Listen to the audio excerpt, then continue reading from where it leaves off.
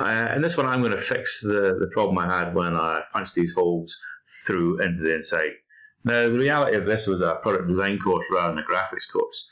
This plate would probably be made separately. This would be cast as one piece, and then this would be cast as another piece, or machined, perhaps, by drilling processor, depending on how many of them you're making. And it would be added in. Now, that could give me more complexity to my models. It would give me another piece. If I wanted to, this could slot in, it could push fit in there, it could be attached somehow, perhaps, as this opens up. Maybe this is held in place in a little groove around here. Again, if this was the only part of the model I was making, I'd maybe go in and make it more complex. But it's not. We're doing the whole. We're going to try and do the whole robot with the different features. So I'm just going to put it in as one piece. Now, if I look at that object, now there's lots of things in the bottom, but when I click on it, what happens in my tree? If I right click, I can find it in the browser. I can find it in the window. Obviously, I found it in the window. So if I'm working the other way, now I want to find it in the browser. So when I find it in the browser, what happens? What should happen is I get a little marker above it that tells me that that is that particular feature. So I can then easily just go into that, edit that feature. Now I can't see because it's obviously before the marker. So I could, I'm just going to go back in and switch on my section like that. And I can go back in and I can make it smaller.